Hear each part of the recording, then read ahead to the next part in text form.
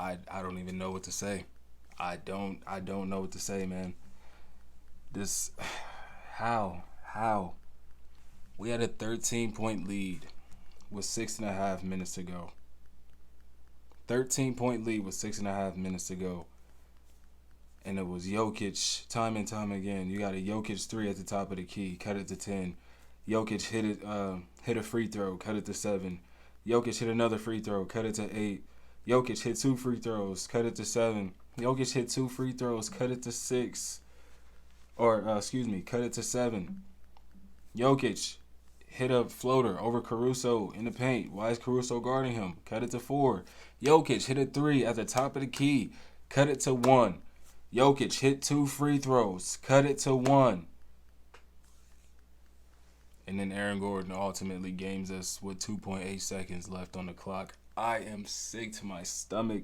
There's no way we lose game one. There's no way we lose game one, especially like this. Oh my God, the first quarter was like the worst quarter that I would imagine us to have because it was maybe 9-10 days since we played, and we still ended up winning that quarter 27-26. Ended up going into halftime with a 10-point lead. Yeah, 60-50 at halftime. Shea doing what he does offensively, 14.6 rebounds, 3 assists, 1 steal, 6 for 8. We knew what Shea was going to come out here and do, have to leave his mark in that MVP conversation against Jokic. Jamal Murray also came out and put up 12 points on 4 of 6 from the field in that first quarter, giving Shea a little back and forth. But man,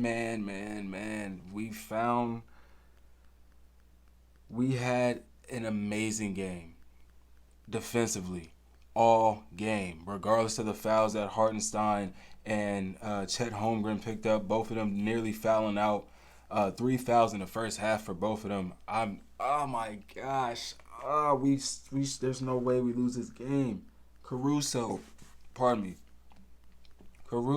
bro.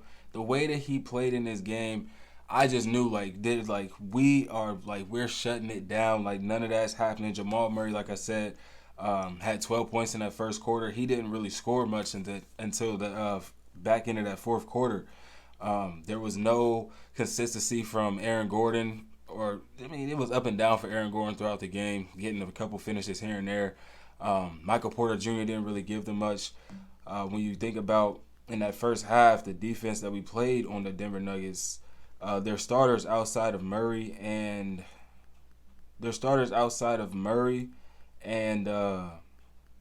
Jokic. I'm trying to find the stat. Sorry. It was terrible.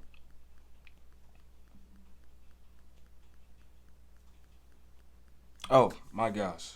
Michael Porter Jr., Aaron Gordon, and Christian Brown went a combined 5 of 21 in the first half. Obviously, none of this matters, bro. The Denver Nuggets are just... Nikola Jokic is just that guy. I was going to say the Denver Nuggets are just that good of a team. I mean, Russell Westbrook had a hell of a game as well, bro, in that first 3 quarters, especially in that third quarter, scoring 10 points in that quarter alone. Still one of the most valuable players in the NBA. Obviously not MVP. I know most valuable player is MVP, but I mean like just what he is able to bring to a basketball team on both ends of the floor, being a perfect spark plug for the Denver Nuggets off of the bench, doing it all, especially when you consider the amount of rim pressure that he applies and how aggressive he did it. That was one of the reasons why there was foul trouble amongst the Thunder, alongside them just not being able to really do anything with Nikola Jokic. He has 17 points in 3 quarters on 7 of 11. Like I said, 10 points in that third. Getting to the line, scoring in the paint and behind the line, hit a couple threes, playing his fearless style of basketball and being that caveat for the Nuggets bench who otherwise really gave them nothing. I think Peyton Watson maybe had 5 points and then Julian Strawther had 2.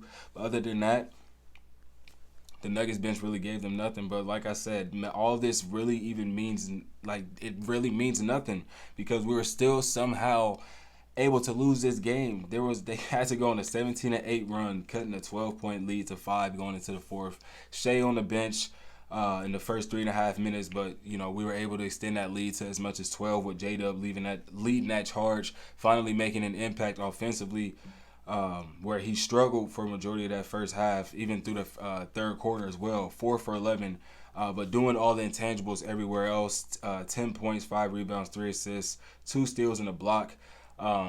So he was being effective in other ways, but as we saw down the stretch, the Nuggets forcing Shea to get that ball out of his hand. Nobody else really able to create their own offense. That really hurt us. And Jalen Williams is a player that I have the utmost confidence in, that he's able to have these off games and still be able to produce for games to come throughout the series. If we don't, let's not forget, he just averaged 23.3 points per game on 54% from the field against the Memphis Grizzlies in a round one sweep. So let's not act like this is something that we should be extremely worried about, but it does hurt us in the fact that we're not able to pull out this game because of his offensive struggles.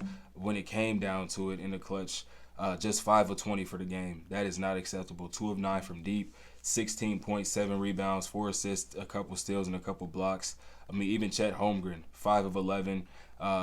Supposed to be our third option. Like, these guys really gave us nothing offensively. 12 points, 6 rebounds. Yeah, Chet did his thing with 4 blocks, but the main offense came off of, obviously, Shai Gilgeous-Alexander in their triple-double. He had 33 points, 10 rebounds, 8 assists, a block, and 2 steals. He shot 12 of 26, but Alex Caruso was really the guy for us in this game, and he made all the difference throughout the entire game. Whether you think about the second quarter, to start the second half where he got those 2 steals and got instant offense on the break, Mark Daigneault having to make that adjustment with Isaiah Hartenstein and Chet Holmgren both having 3 fouls apiece. Got to say one of them. Obviously, you didn't want to have both of them out there and then Jokic have a chance to get fouls on either one of them. So, making that move to put Caruso out there, who, by the way, was the most impactful player in that second quarter, it just made all the sense in the world to me. And it was really like, I felt that was the move that was going to solidify the game for us. Especially, you go back to that second quarter, like I mentioned, we were only up 1 going into the second, but started off with an 8-0 run in the second quarter off of a 19-2 extended. Nuggets had to call a timeout and kind of re-strategize. Obviously, a lot of the game, well, I would say damn near 90% of the game went through Jokic. He ended up with, 42 points, 22 rebounds, only 6 assists. I have a note in here saying he's not able to control the offense the way that he normally does, but that didn't even matter. He was just dominant in the paint all game long. Like I say, he even hit a 3 in the clutch, hit 10 of his 13 free throws. Like, Jokic was a man amongst boys all night long, showing his dominance, asserting it as well on both Isaiah Hartenstein and Chet Holmgren, although he had more success on Chet going into like the last 5 or so minutes of that. It was maybe even the last like 2 or 3 minutes of that fourth quarter. They showed a stat where he was 6 of 9 from the field against Chet. Maybe sometime in that fourth quarter they showed this stat. 6 of 9 against Chet, 1 of 6 against Isaiah Hartenstein, and then 2 or 3 on Lou Dort. Obviously, we know who needs to have that primary matchup. I don't know why they started off with Chet being on him that way. I feel like that kind of pushed us back a little bit, and I feel like we could have used Jalen Williams a little bit more in that regard as far as just having a body to throw at Jokic. Obviously, Jalen Williams only 6'9". I'm not talking about Jada, I mean Jay Will from Arkansas.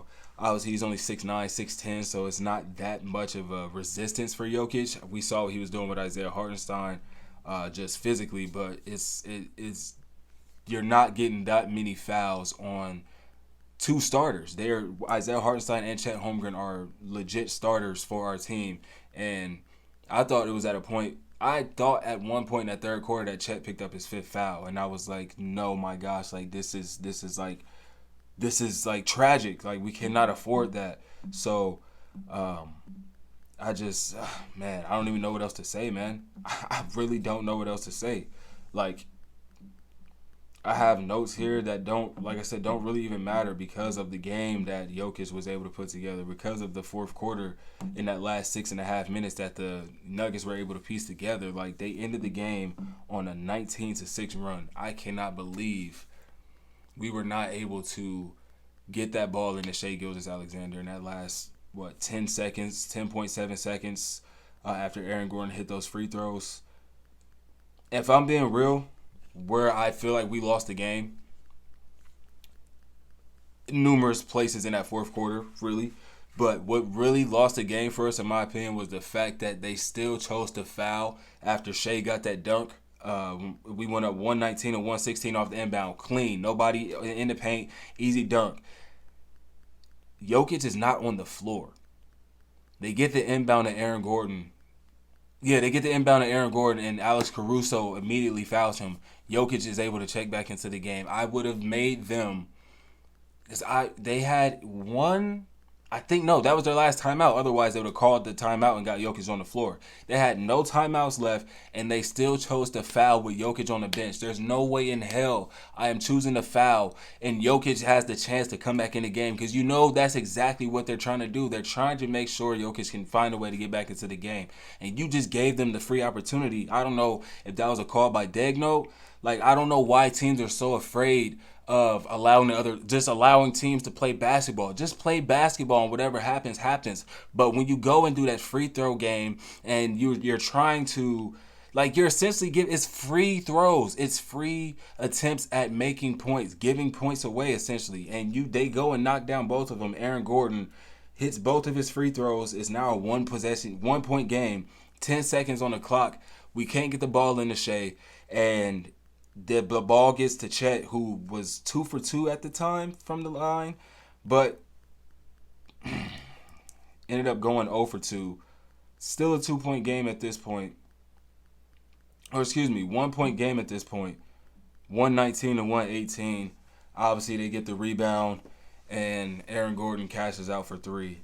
I'm honestly just at a loss for words to try to even rationalize how that happened. Like, I mean, I have everything in front of me. I watched the entire game.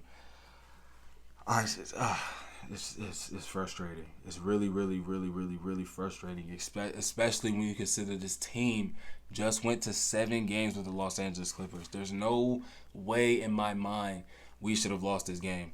Now, granted, like I said, it's been 9, maybe even 10 days since we had played NBA playoff level basketball, and this is a championship level team, the Denver Nuggets. So they, even off of that 7-game series, are still ready to go. Maybe the critics, or whatever you want to call them, the analysts, about us being too young, maybe they're right. I don't want to speak too soon, but I even said it the other day before, like, it was a couple days ago, Friday. I was talking to some guy about the Thunder and the Nuggets series, just like a preview, and I was just telling him, I'm like, I feel like we're still one piece away, just one piece away. Like, we need a shot creator. I mean, the starting lineup, there's really no room for, like, to wiggle anybody out. So it would have to be a shot creator off of the bench. I said somebody that can give us a consistent 12, 13, 15 even points off of the bench, that can create their own shot, not just off of catch and shoot like an Isaiah Joe. Somebody that can go and create their own shot. Yeah, Caruso gave us a lot, and I mean a lot of production on the offensive end. Whether you talk about on the break, getting to the rim, or even behind the line. I want to say he hit 5, maybe even 6 threes in this game alone. 5 for 9 from downtown, so he was really, really gunning for us. 5 steals, 2 blocks, 6 assists as well. Like, Alex Caruso was huge for us in this game. But I feel like we need another shot creator that can get his own. J-Dub is supposed to be that for us, but his struggles are, like, we need a veteran that can do that, not a young guy that's, streaky in that regard, so to speak. We need a veteran that is proven in the I don't want to call it the clutch, or like really just relegated to the playoffs, but a guy that's known to go get a bucket. I don't even know like what kind of player I would even think to bring in or how that would work out, but you saw that down the stretch in the fourth quarter, only being able to score 6 points in the last 6.5 minutes. Is that right? Shea, 2 points, 5 points, 7 points, 9 points, 11 points. Okay, so 11 points in the last 6.5 minutes, but still a 19-6 run for Denver to close out the game. Obviously, The game winner by Aaron Gordon. I mean, I don't even know what kind of adjustments we can make for game two, but there's going to have to be something done because, I mean, like, we played the best defense that I've seen us play in a long time against a caliber team of this. Since we beat the Cavs, when we blew the Cavs out and we didn't have our big men, this is the best defense we played against a caliber team like this to my recent memory right at this moment. So I don't even know. I don't know. Shea had a damn near triple double, and we still go out and lose this game. I mean, like I said, we need more from J-Dub for sure. Chet, just 12 points is not going to cut it. Lou Dort, all 9 of his shots came from downtown. He hit 4 of them. Uh, Aaron Wiggins. Aaron Wiggins could be that guy off the bench for us, but he's another young guy. Just we need somebody. We need something else. Jokic, man, I can't believe this dude, bro. 42-22. His first playoff career, a 40-20 game, and it was, man. Yeah, bro. Yeah, I'm gonna end it there though. Game one. I didn't even get to talk about the Knicks and Celtics. I watched the back end of that game because I missed all but the fourth quarter with like 8.5 minutes to go, and I watched the whole overtime. Jalen Brunson's that dude, man. Jalen Brunson's that dude, and then Mikal Bridges too. OG Anunoby as well. We could talk about that in another video, but yeah, man. Yeah. uh, yeah.